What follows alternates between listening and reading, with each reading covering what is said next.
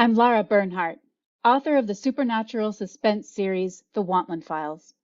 I hope you'll join me this week and hear my unfreaking believable story on the Unfreaking Believable podcast.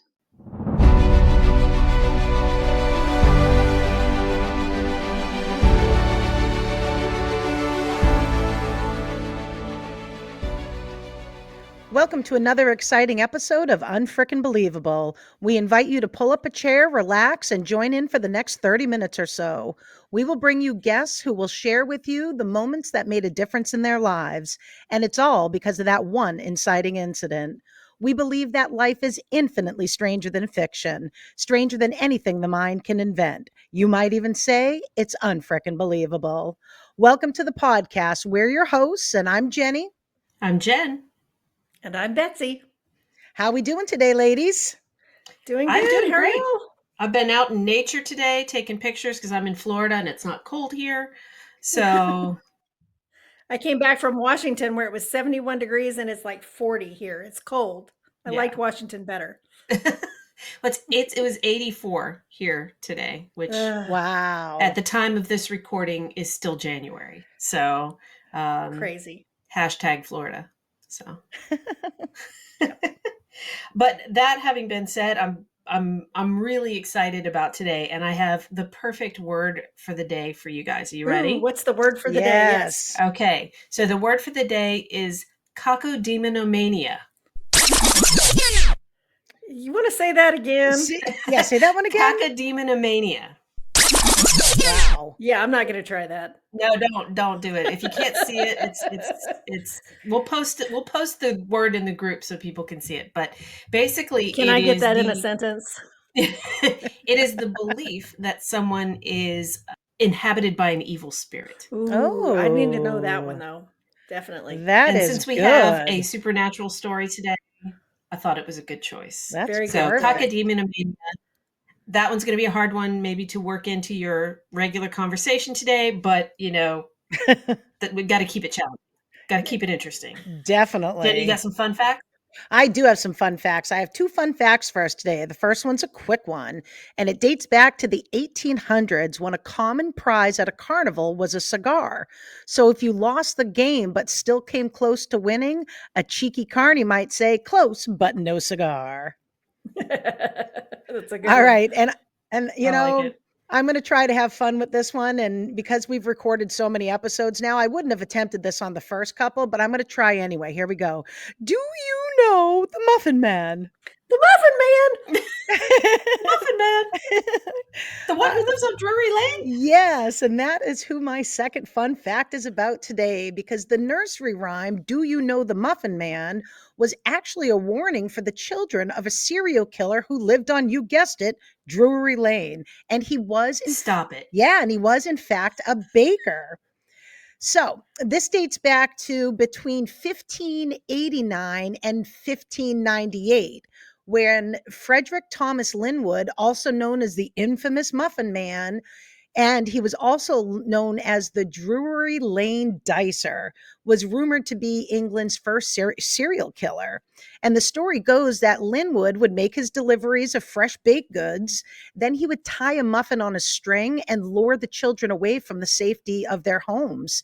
And it was said that he killed as many as 15 children who thought that muffin tied to a string was nothing more than a game. Oh, wow. Wow. That's dark. Yeah. Yeah, I was gonna say that took a really dark turn. Yeah, I'm sure that's a I'm never fun going to see fact. Shrek the same way. Wow. Well, now that we have these two extremely dark little bits of intro, I don't know. Let's hopefully we'll be able to lighten the mood a little bit here. Are you guys ready to get started? Yeah, let's do it. Sounds like a plan. Let's do it. All right, here we go. Okay, so this week is my pick. So I have the privilege of introducing our guest. And this week we have Lara Bernhardt, who is an award-winning author of women's fiction and supernatural suspense novels. To name a few, Red Rain, The Shadow of Taj, and her supernatural suspense series, The Wantland Files, which I believe is up to 5 books by now because I own them all. Lara has been nominated for the Pushcart Prize, and her books have been finalists for the Oklahoma Book Award for Best Fiction and chosen as Pulpwood Queen's International Book Club official selections. She holds a master's in English education and teaches workshops on writing and editing. She is also the co-host of the WriterCon podcast. Lara, welcome to Unfrickin' Believable. Hi, I'm so happy to be here. Thank you for having me. Well, we're thrilled to have you, absolutely. And as a now retired English teacher, just a shout out to you for also surviving perhaps the profession if you have an English ed Wonderful. degree. So I got my master's in English education with the purpose of teaching at the college level. So actually my hat off to you for teaching younger children. I'm super impressed with that. As the guest this year, do I need to work in cockademonemia into my discussion? Is that the word of the day becomes mine to use? Only if it's relevant to your story. I'm not even sure I'm saying it right. You might need to repeat it. Yeah, if it is relevant to your story, by all means, but don't feel pressured. That one was a mouthful. Well, Lara, we're thrilled to have you on this podcast today. We love you. We love Bill. Love your books. I've read everything you've written. We love Just WriterCon. thrilled to have you on the show Thank you today. so much. We love you guys. All my pleasure. So, Lara, I have to admit that I haven't read any of the Wantland series yet. Tell us a little bit about that. The series is based on, it's presented as if it is a television series. So each book is a different investigation by psychic Kimberly Wantland. And I actually have some material that I haven't released yet that I've been writing kind of from way back when, how she got started. But she was doing her own little personal investigations in Albuquerque, and she just kind of kept growing in popularity, and the powers that be got wind of her, and it developed into this show. So the very first book, The Wantland Files, we actually join mid-season. It's already underway. It's already very popular. She's been turned into a celebrity, and each book follows her through an investigation as she's trying to determine what's going on in this house, building, wherever they are, and if there is an entity there who needs her help, she's able to communicate with them and assist them in crossing over, resolving whatever didn't get resolved while they were alive. So there's a mystery element to each one as well, as she's trying to unravel why the spirit has become restless. And then somebody comes and joins her show that she doesn't want. Yes, in the first book in the series, she's forced to work with a skeptic, Sterling Wakefield. And of course, he's hot because He is hot. He should be. But he is very science-oriented and science-based, and he doesn't believe in anything supernatural. He thinks everything has an explanation in science. So the idea in the first book was that the producers were putting them together to boost ratings, and it was just going to be that one-time event to make that particular episode special. But things change, and he winds up sticking around a little bit longer. So it's kind of like Ghost Whisperer meets the X-Files. It absolutely is. I've actually said it's just like the X-Files meets Ghost Hunters, although I have actual... Because in Ghost Hunters, every time I was watching it, I get super excited, and then they cut to commercial, and they come back, and they're like, oh, it was just a shadow. And I would get so frustrated, because I was like, no, I want real experiences, real ghosts, real stuff.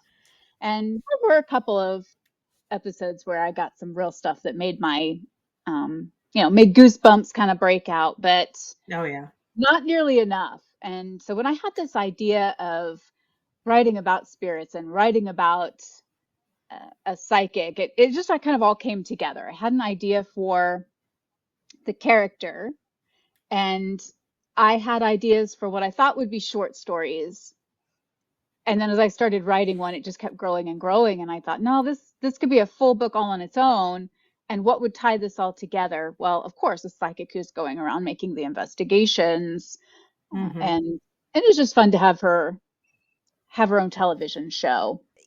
Going from something like the Wantland Files and then into women's fiction, because I haven't read the Shadow of Taj yet, but I have read Red Rain, and I absolutely love it. So can you share a little bit about what that's like and what it was like going from paranormal into women's fiction? Sure. So Shadow of the Taj is the first book I ever completed. It's not the first thing I ever wrote, but the first thing that I completed. That's my first manuscript, and it was eventually picked up and published, but it wasn't the first one that was published. Women's fiction, going from finished book to publication, it is a longer process for me. It goes to my agent has to shop it around, and then we have to wait to find out where it's going to be placed, if it's going to be placed. So that's what I wrote first. It was important to me to write about women's issues that I learned about while I was overseas.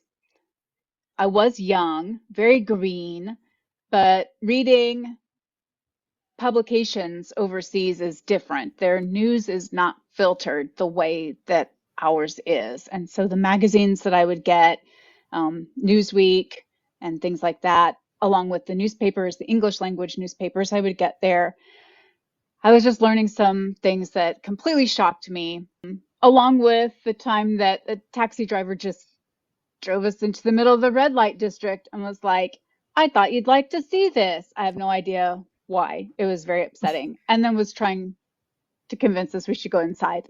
So I just learned a lot about it. And when I came back stateside, this was some time ago, I couldn't find a lot of information. It was something that just sort of stayed with me and haunted me and worried me. And I couldn't find a lot of information about it. So that's when I had the idea that I should be the one to write the story, because I couldn't find anything out there like it. The book debuted just before the pandemic hit, so that was some poor timing. Just before it hit, but not before everyone was cozy at home and buying a lot of books. So the timing wasn't terrific, but it's my first book. It's my baby. I poured so much time and effort and blood, sweat, and tears into that, and that's okay. Everything we write Exactly. helps us. It helps us grow as authors, and it gets that story out there. And it has found its audience. The people who needed it found it, read it, and I hear from them that it really opened their eyes and affected them. And the same was kind of true from Red Rain. But I'm kind of a renegade. I don't really listen. So I should have just probably stuck with women's fiction. Anyone will tell you as an author, it's kind of changing in current state of the publishing industry. But even back then, when I was just getting started, people were saying you are writing women's fiction, you stick with that and you just go with it. But I also really have a fascination with the supernatural and the paranormal. And I had this great idea for a series and I really wanted to write it. So I did. I just did my own thing. And that first one was picked up initially by Amazon. It was a digital imprint only. I'm not sure if they still have that imprint. I do know they're no longer accepting unsolicited manuscripts. So you'd have to have an agent for that. That's complicated for me. I have an agent, but she reps my women's fiction. She would not rep that. I don't really want a second agent. And so that's when when they stopped taking unsolicited manuscripts and made it clear they weren't going to take any more, I asked for my rights back, which, I mean, it was great. It was a good experience. Everything's experience. I actually got an advance for that, which was a nice advance and a nice royalty rate. But once it was kind of played out and I was ready to release the second book, I needed that first one back. doesn't make sense for someone else to be controlling your first in your series. So I have that back and have just been going with it, and it has definitely found an audience. Very pleased with it. The important thing when you're switching back and forth, I do need to focus on the different elements that each genre needs. I tried writing another Wantland Files book with Red Rain, trying to write at the same time, and it didn't go well. It didn't go well. I was starting to, they were bleeding over a little bit, and I think that I had to do a lot more revising on the Wantland Files book because it was drifting literary, and that wasn't really good. My women's fiction is heavily literary, and I don't want that in the series. So I do have to be mindful of which one I'm writing and make sure that I'm including the right elements in each one. But other than that, I think I'm just writing, hopefully, a good and engaging story with a protagonist that people will like. I totally get that about wanting to make sure you've got the right voice for the right genre, because it's definitely a big switch. But at the same time, hats off to you, because I've heard that same wisdom about, pick your genre and stick to it. And I agree with you. I'm a rebel. Whatever story's in me, that's the story I want to write. And if it doesn't sell well, okay. That's what self-publishing is for. That's fine. I can still get the story out there. And maybe if somebody likes, my paranormal stuff, they'll want to read my high fantasy or my horror or whatever. So I support that 100%. Absolutely. That's a good instinct. It really is. I have some readers who only want to read my women's fiction. They're not into what they call the scary stuff. And I have some who are more interested in the series. They think that the real life women's fiction is the scarier stuff. They'd rather read something that's obviously to them fiction. But I also have a good number of people who will read both, whatever. And I've even had a couple people who just sent me messages saying, anything you write, I will read. I'm a big fan, and that's wonderful. I wouldn't mind having, 6,000 of those instead of 6, but We're working that's on okay. I am so happy for those 6. Yeah, we're working on it, and it's all good. I absolutely agree with you, because you're going to spend so much time with that book. If you're not enjoying it and not writing something that you love, you're going to make yourself miserable that entire time. Not worth it. I think we've got to write what we love. Exactly. Totally agree with that. Well, and it helps us grow as artists True. too, I think, because that just that switch in voice, it helps you grow as an artist. And I know, Betsy, you've got that with you've written, your paranormal series, paranormal thrillers, but you also have a straight thriller that you're working on right now. And then, so I think I 100% agree. Yeah, for sure. All right, well, let's go ahead and play a little game we like to call This or That. Are you ready, Laura? Okay. Sure. As ready as I'm going to be. And this is all you, Laura. Jen and I aren't involved Exactly. in this. It's Okay. all you. Rapid fire. You get to pick this or that. Mountains or beach? Mountains. Pancakes or waffles? Waffles. Ooh. Taj Mahal or the Pyramids of Giza? Oh, boy. Because I know you've been to both. I have. I don't know if I can pick between those. I'm terrible. You don't at have to. choosing. That's those the beautiful part. Both fabulous. I have to say both. I love them both so much. I think that's fair. We can absolutely do that. So I guess we'd have to say, for the results of that game, because you had to bend the rules, it was close, but no cigar. Exactly. Well done. Well played. And I know that you have talked about how you have this paranormal series, and you've mentioned that you have sort of an interest in that area as well. So I just know that our listeners are going to be super eager to hear about what we brought you on the show for, and that's to tell us your unfreaking believable story. So the microphone is all yours. Take it away. Okay. I haven't shared this a lot, so This is a safe place. you guys are getting it, and we're going to put it out there. Yes. So in a house that I lived in before, not here, I became aware of kind of a shadowy figure. I would sometimes wake in the night. It was while I was a single mom, and I was very attuned to noise in the night. It spooked me, and I was constantly trying to make sure we were safe, etc. Um, Sometimes I would wake up in the night and would see this dark figure standing beside the bed. Scary enough that I would sit up, I'd be groping for a phone, thinking that there was somebody in my house. Well, eventually I decided that I was either it was part of a dream or it was harmless if it really was there. I just kind of learned to adapt and live around it. Well, at the time I was working in a medical office, and my coworkers got in their head that they were going to send us in to see if we could get that house built. There was a show, some kind of reality show, where they would pick people who deserved it, and they would build a new house for them. So they came over one Saturday, and we were doing the video that we were going to send in to submit. And on Monday, we were back in the office, and on break, we had no patients at that point, and we were watching the video.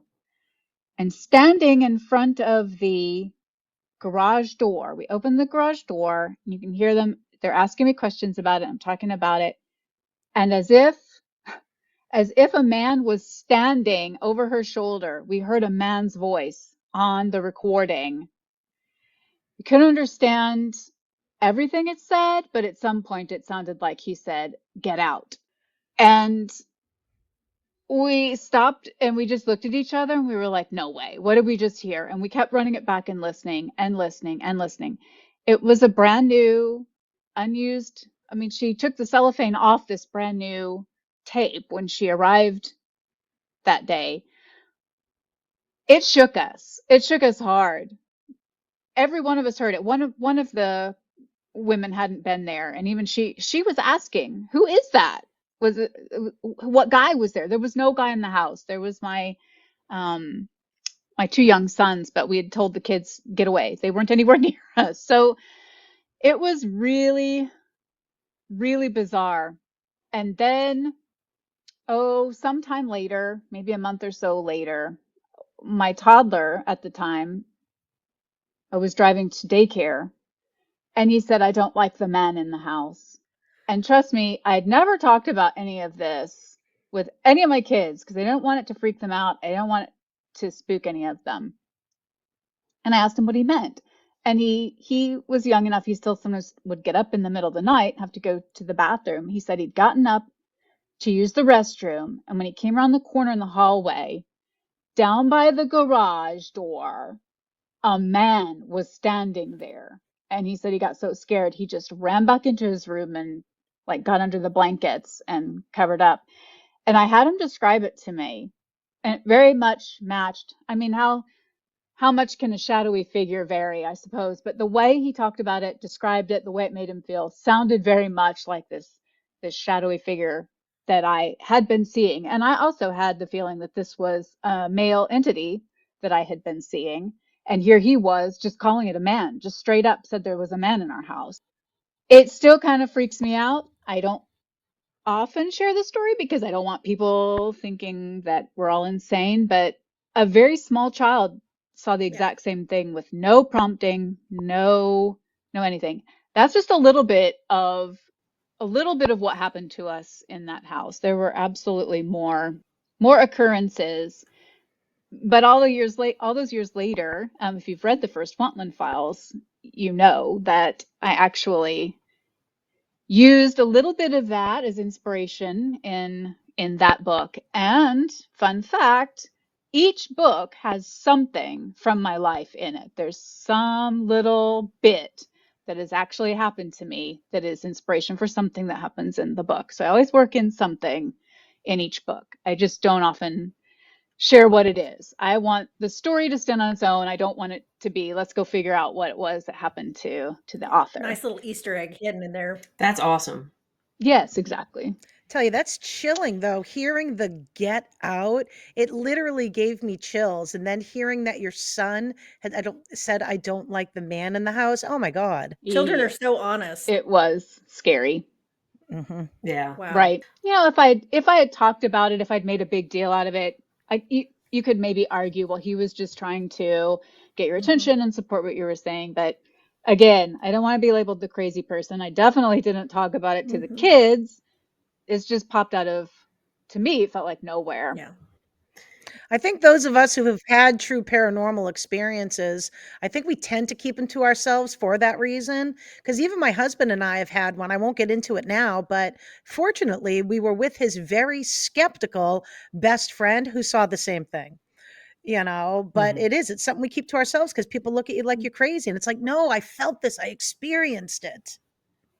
That's one of the unforeseen benefits of this series that I have discovered. And it absolutely thrills me that people will approach me and ask me, do you really believe this? They'll very hesitantly try to feel out where I stand on this. And when I say, it's a big universe, and I absolutely believe there are things in it that we don't understand. And I've had Mhm. experiences that I can't explain.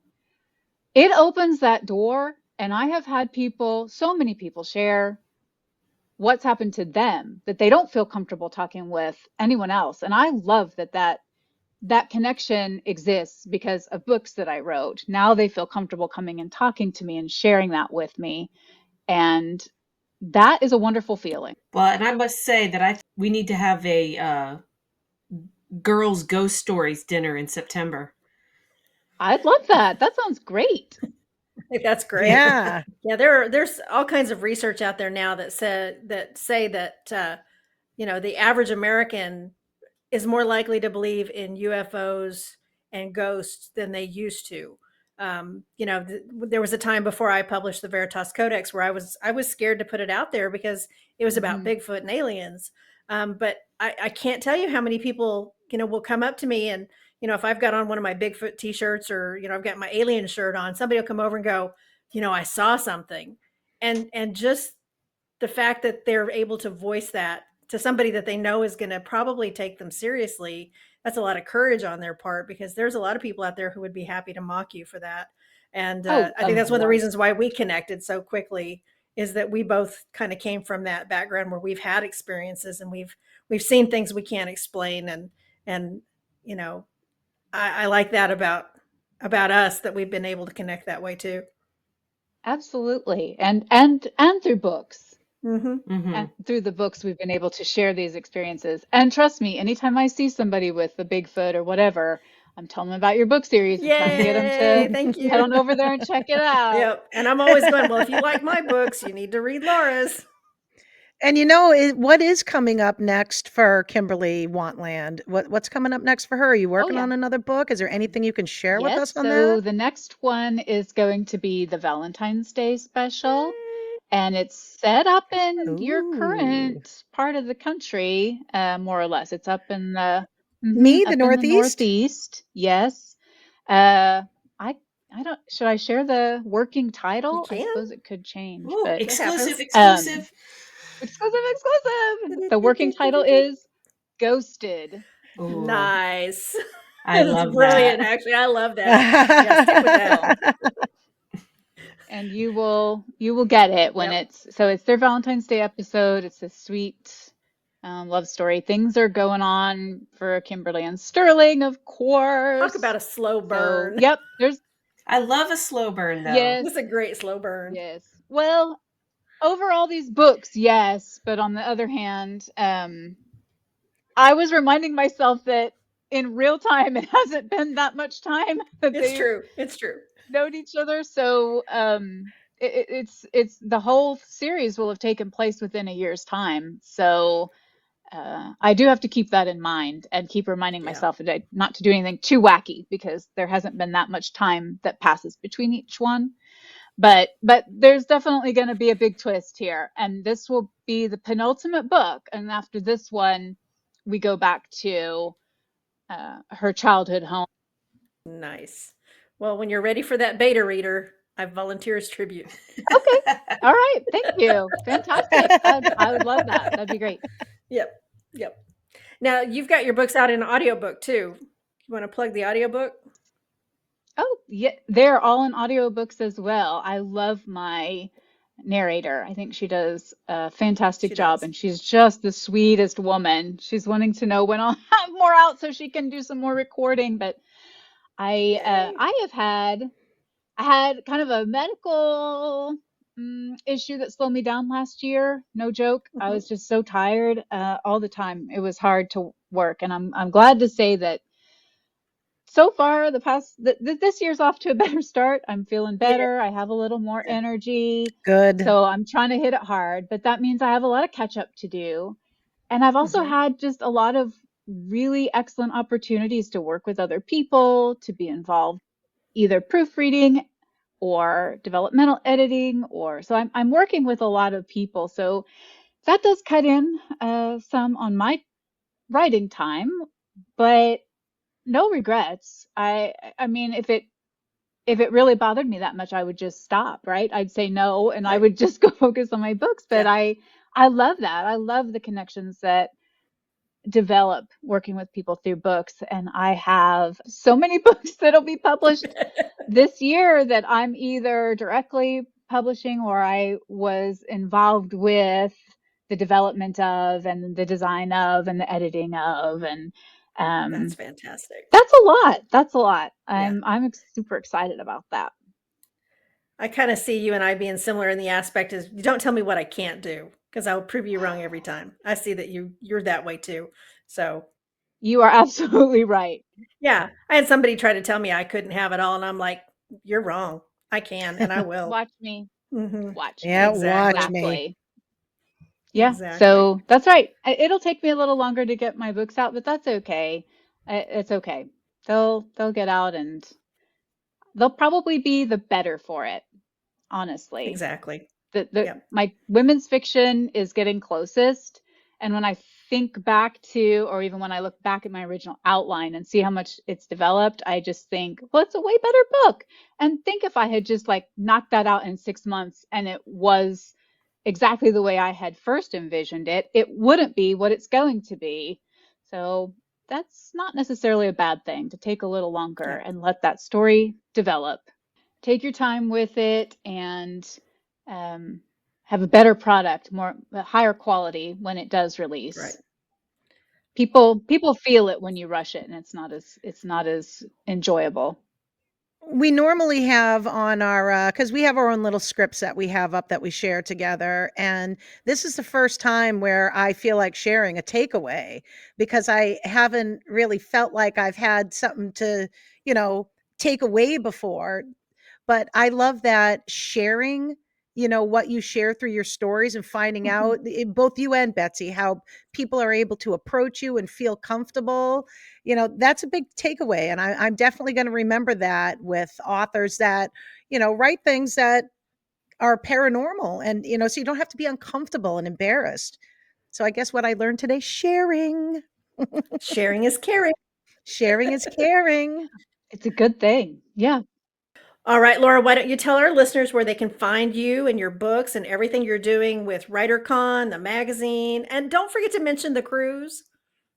Oh my gosh. Heck, that's a lot. So my books are everywhere. Of course, they're available at Amazon. They're also available on the Nook through Barnes and Noble, or can be ordered in print through Barnes and Noble. They're everywhere. They're on Kobo, anywhere you want to get them. The audiobooks are on iTunes.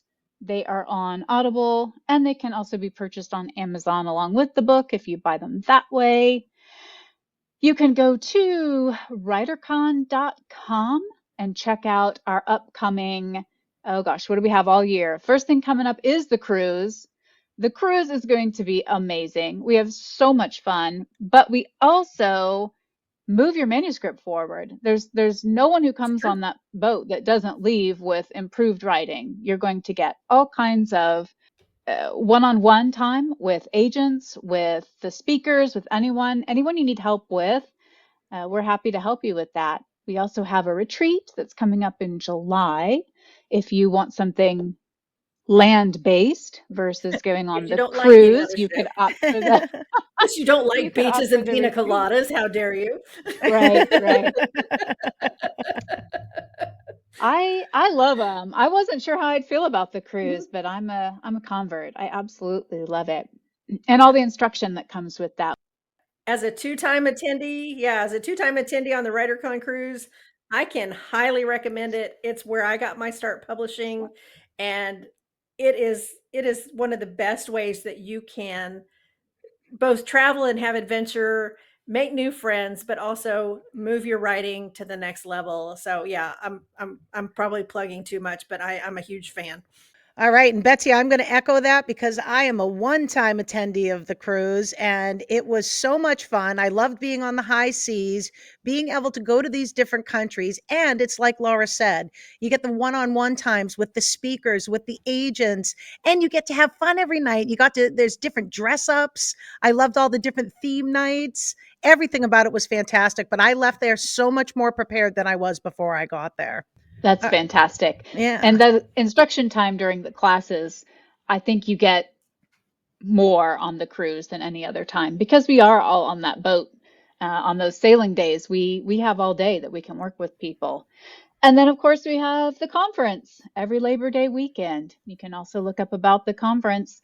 I believe the keynote speakers have been announced and are up now, and you can check out and see, or maybe they're not actually posted yet. Maybe that's Maybe just me that time we knows go to that. air. Maybe we'll see. It's But like, are you going to drop we a are. bomb for us, Laura? I won't say anything just in Okay. case I'm not supposed to, but Fair we enough. we are scrambling, getting it all pulled together, and we will make sure that it's every bit as good as last year, maybe better. We aim for better every year. Yay. We'd love to see any aspiring authors It'll be my coming our third way. time coming this year. Coming for this Labor Day will be my third time. I can't wait. Fantastic. That's blowing my mind. This is Yeah. awesome. It goes Yeah. it goes Yep, I'll fast. be I back. started in 2016, so Yeah. All right, Laura, I want to thank you so much for sharing your story and what Oh, makes you thank you, unfrickin' guys. believable. And I'd also like to thank my co-hosts, my partners in crime. And if you've enjoyed this episode, please rate and review it on whatever platform is your personal favorite. You can join our Unfreaking Believable Facebook group and follow us on TikTok and Instagram. you can visit our website at www.ufbpodcast.com. And if you have an unfreaking believable story, reach out to us at ufbpodcast@gmail.com. We'd like to hear your story too. Betsy, why don't you send us out with your quote of the day? All right. Our quote of the day comes from James Habert from the book Haunted. To be haunted is to glimpse a truth that might best be hidden. Love that. Awesome. Well, that's it for this episode of Unfreaking Believable. Remember, as you go out into the world, don't just be awesome. Be unfreaking believable. See you all next time.